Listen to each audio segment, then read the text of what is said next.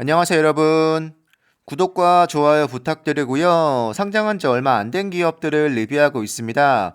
이번 영상에서는 루시드의 락업이 이제 진짜 얼마 남지 않았습니다. 한 20일 정도 남았는데 가장 큰 걱정은 과연 얼마나 많은 매도 물량이 나올지인데요.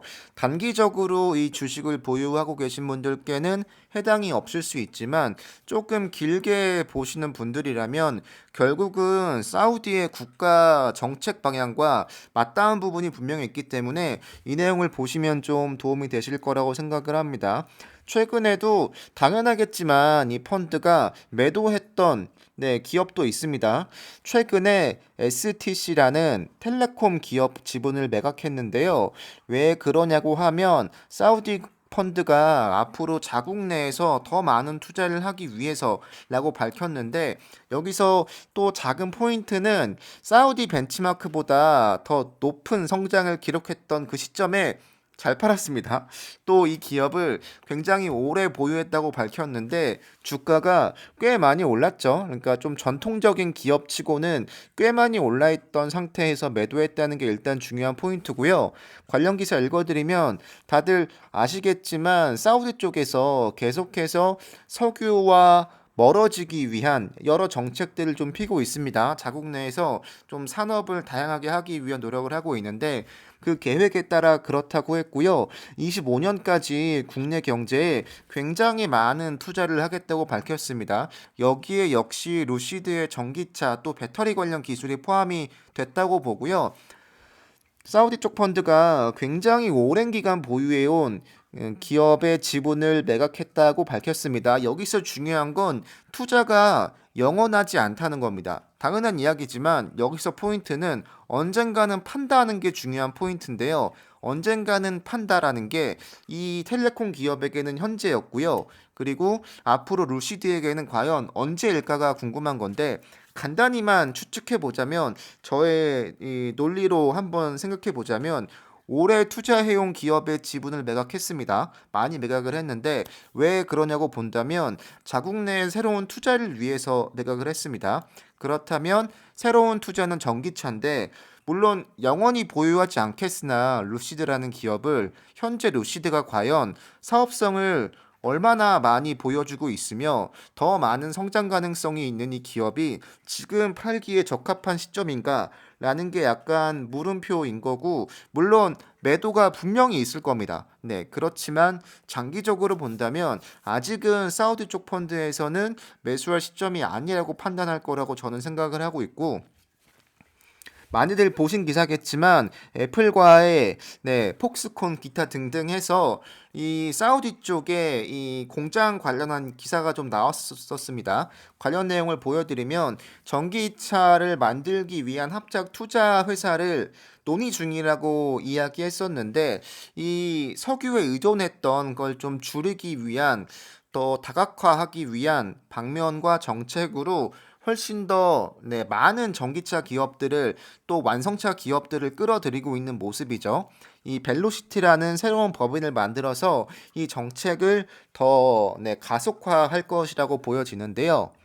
내용도 보여드리면 이 차를 조립하는 이 공장을 만들 계획이라고 밝혔고 아마도 이러한 행보가 계속해서 이어질 수밖에 없을 거고 현재 루시드가 사우디 쪽에서 얼마나 많은 규모로 또 얼마나 빨리 이게 이루어질지 모르겠으나 석유에 대한 의존도를 낮추기 위한 포인트로 이 전기차나 완성차 부분이 굉장히 중요한 건 현재 우리가 기사로서도 많이 알 수 있는 부분입니다.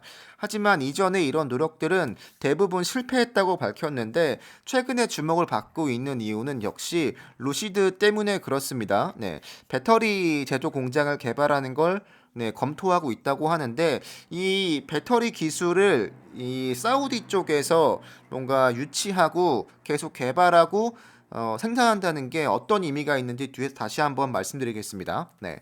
아마 다른 배터리 기업에게도 이 기술이 옮겨갈 수 있을 거라고 보여지는데 여기서 중요한 포인트는 이 사우디 국부펀드의 그 전망이나 보고서를 보여드리면 이런 내용이 담겨 있습니다. 계속 이야기하고 있지만 고용 촉진과 앞으로 성장을 위해서 이 전기차나 전기 배터리 부분의 기술이 굉장히 중요하다고 보고 있고요. 특히 언급하고 있는 건 배터리 부분을 굉장히 주요하게 언급하고 있습니다. 네, 전기차도 물론 중요한 기술이겠지만 거기서 가장 중요한 건 뭐 자율주행이나 아니면 차량의 뭐 제조 능력이나 이런 것보다도 이 배터리 기술이라고 언급을 하고 있고요. 이 이야기를 이어서 이야기해 보자면 사우디 펀드가 파간이라는 슈퍼카 이 기업의 지분을 인수했는데요.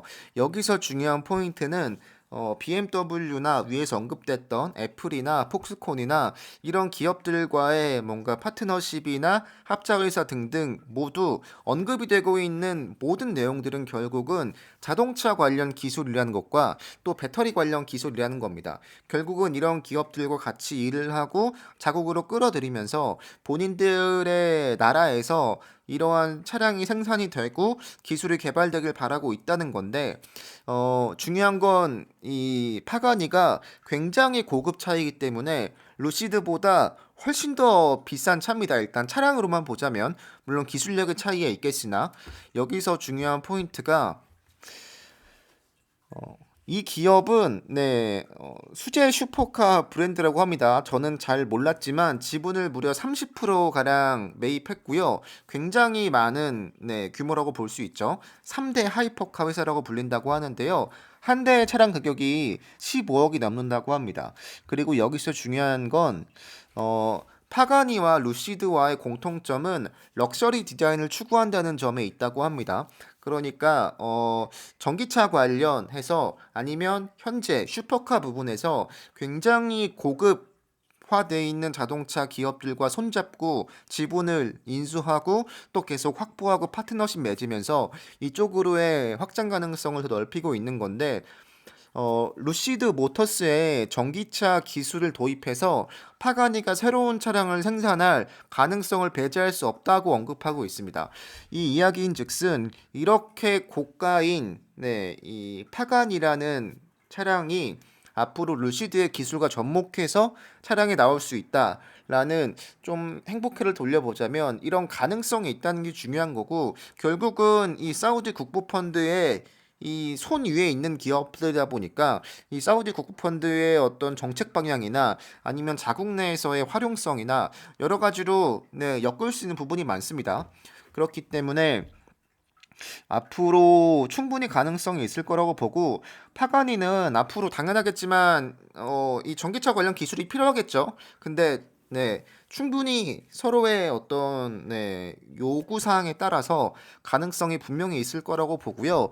이 얘기를 정리해 보자면 현재는 제가 볼 때 사우디 쪽에서는 아직까지는 주식을 팔 때가 아니다라고 판단하고 있을 가능성이 높습니다.